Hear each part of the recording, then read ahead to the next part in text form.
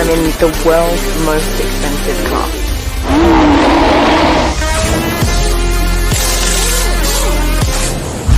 It's a Ferrari kind of weekend this weekend, guys, and I've got the California T in my parking spot here, in red, of course. It's a 3.9 litre turbocharged V8. Now that's the same as the 488 GTB, but this one has 100 less horsepower. But I have to say, it still kind of catches up, or it feels not just as fast, but it still feels really fast. We were driving next to a 488 last night, and it could kind of catch up with the 488, or maybe he was just a really horrible driver, but it just feels like you're still driving a very fast car. This is one thing I find odd. When you open the car, it feels like you're in a hospital. Listen. Doesn't that remind you of something? I think it could have a nicer like opening tone. This is something different you don't get in most Ferraris, boot space. So you can, you can do the shopping and come home quite comfortably. The other thing is it's a 4-seater. Now there are other 4-seater Ferraris, of course. Switch this around and then you can press the start button. Oh, good song.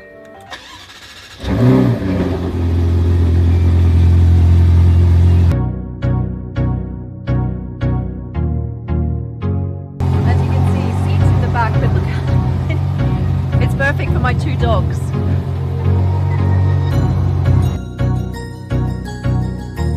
I mean, it is possible. You could sit in here for not a very long distance. That's good. It's not the comfiest seat, but you know what? It has 4 seats, so if you need it, then... I'm now going to the world's only 7-star hotel, the Burj Al Arab.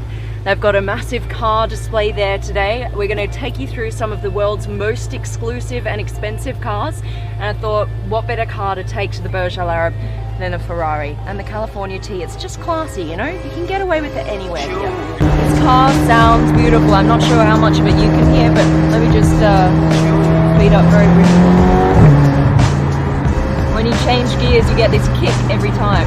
This is about 3.6 seconds, 0 to 100. It's still super fast, this car. A car that you can use everywhere.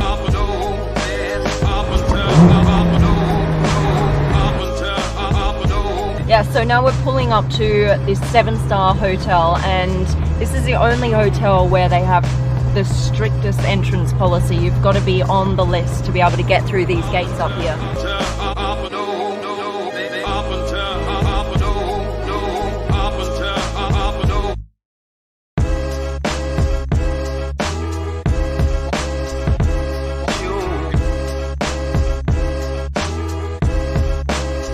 Where they got me in between all these McLarens.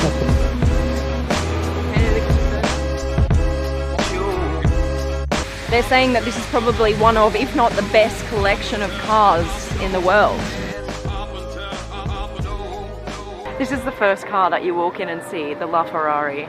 I have never seen one this close before. This is kind of exciting. I can't believe I admit that to you, but I mean, look, we've got cars in Dubai, and then you got cars, and...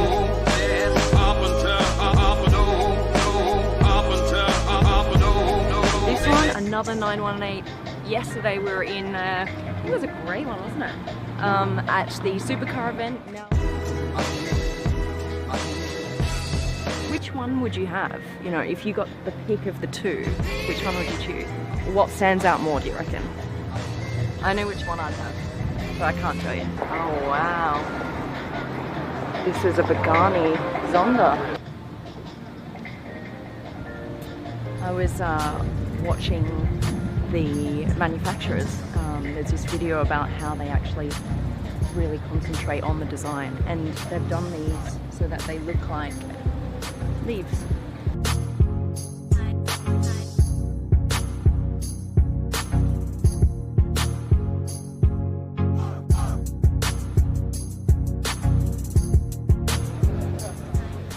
Damien, he's one of the judges. Indeed I am. Good, we got confirmation. Right, we can start. Let's go. So we're here with the Ferrari line. Well, one of the Ferrari lines. let's start with this car. We'll work our way up because I hear the most expensive car is at the end of this line. That's it. Talk to me about this car. What makes it special? Okay, well, this is a 250 GT California Series 1. Okay. So 1959 model. Quite rare because, I mean, these are rare anyway. These are worth $2 to $3 million any day of the week. It's missing these panels here, which they normally have. They've normally got grills and slats here. So this is quite rare in terms of this one. So it's a Series 1. Adds just a little more value to it. But the California, obviously built for the US market, has always been worth something. This is the car, obviously, they ran in Ferris Bueller, which helps to its cult status scale going back then. So great to have that here. Beautiful looking car. What makes a classic worth that much money? Okay, we've got classics that are worth a lot more money than 2 or 3 million, but why this car? I mean, there were probably Ferraris built a few years after this. They would also be classics, but why is this worth more? Supply and demand, primarily. Okay. The American distributor, which is was very strong back then, and it was going off the back of the Hollywood movie stars of the 1950s. So they convinced Ferrari to make a different kind of Ferrari, a convertible primarily. And so these cars were made for the American market. How many cars were made? Do you know? These we're probably talking about 2,000. Okay. So how many cars would there be? Just a handful around the world? These particular ones? Yeah. Okay. There's a lot of replicas. Yeah. Awful lot of replicas, Right. but to find the real thing, incredibly rare. Okay.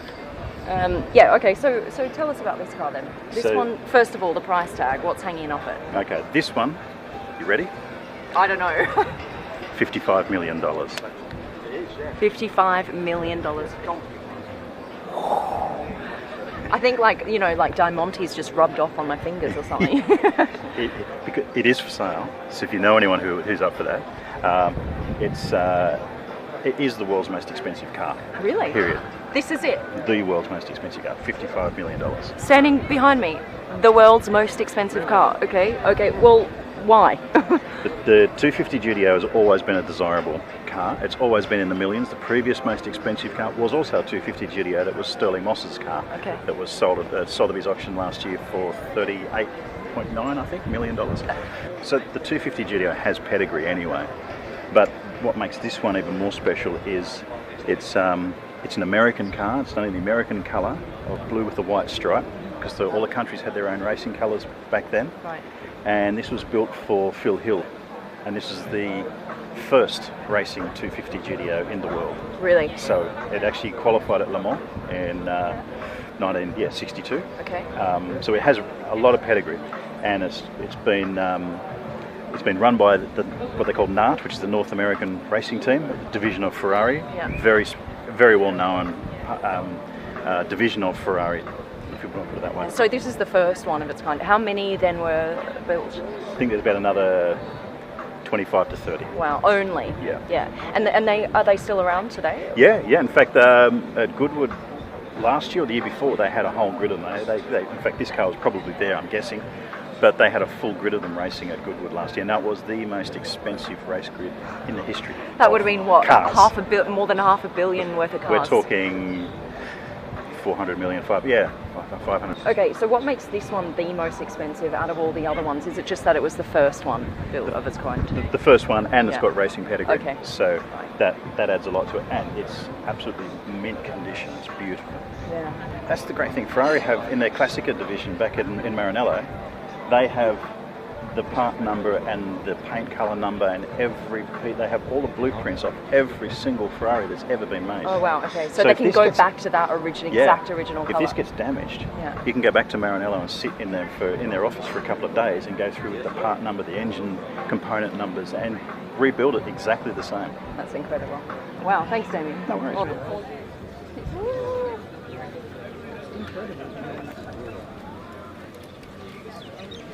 This is incredible. So right now I'm in the world's most expensive car. $55 million right here. I've just sat for like 10 minutes. I feel like I owe the owner like $1 million of his time. Wow. I'm here with John, who's the owner of this Ferrari here. You own all of these three, do you? They're all for sale. Will it hurt you a little bit when it goes to someone else? No, it'll make me smile. Yeah, okay, so... And they'll write a check for $55 million for that make one. make me smile too. $16 million for that one, $7 million for the other one, and $8 million for the red one. So yeah, it'd be quite a good day. That'd be a nice day, wouldn't it? So where did you pick these up from? Different owners, you know, and Talocrest is actually the biggest classic Ferrari dealer in the world. Right. We've sold over 1,700 Ferraris, over $1 billion. Wow. Who do you think's going to buy this car? Somebody with a big wallet, but it'll sell. I've already had one offer, but the chap wants to trade like 20 cars plus money. Okay. So I'm going through the cars that he's offered to see where the value stacks up. Okay, fair enough. Yeah. What about the LaFerrari? Do you like the... Yeah, I like them. I have my own LaFerrari in England. So, you do? Yeah. If you have any excess money, you can just throw it my way. If I was 25 years younger, I might. Well, it was worth a try, right? Yeah. Well, it's been a pleasure to meet you, and good luck with the sales. And where are you from? Australia. I gathered that. Brisbane. Yeah.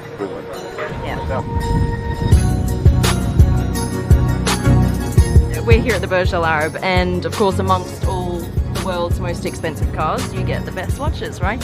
So this one actually stood out because you'll see what's off about it. Where's the 12 on the dial? It's over to the right. And you're saying this is all on purpose. This is a race watch. Yes, exactly. So that watch has actually a natural link with vintage cars. Yeah. It's called the American 1921. It was actually developed, the original of this piece was developed for the American market in the 1920s, for the time when actually cars came up. And the way it is designed is not a mistake. So watchmaking is very precise. So not that it tipped on the side. Yeah. It was precisely done in a way to allow people who had at that time then their hands on the wheel to allow them to read the precise time without taking the hand off the wheel. So this watch is made for driving. You've got your hands on the wheel, 12 o'clock is dead north. It works.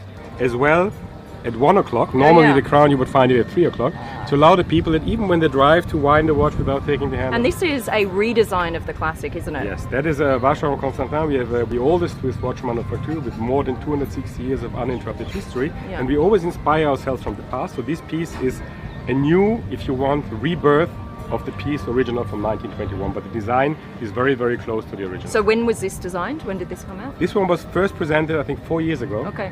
The American 1921 is clearly the one iconic piece of Vacheron. When you own a Rolls, all you want to do is go on picnics, right? This is an extra picnic set that you can request. I think this is worth £15,000.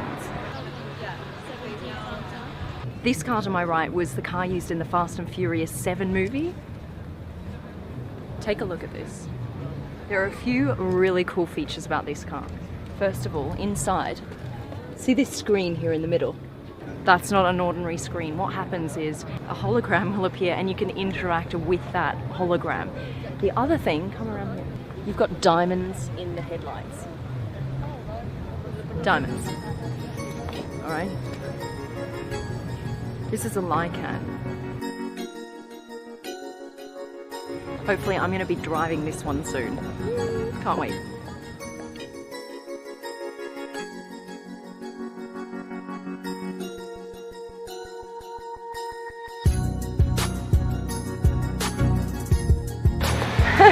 They took the Ferrari out to replace it with two Bugatti.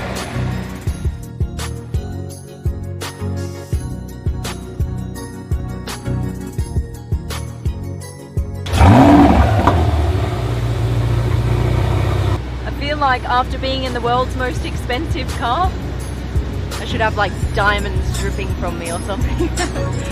So catch you guys on the next one.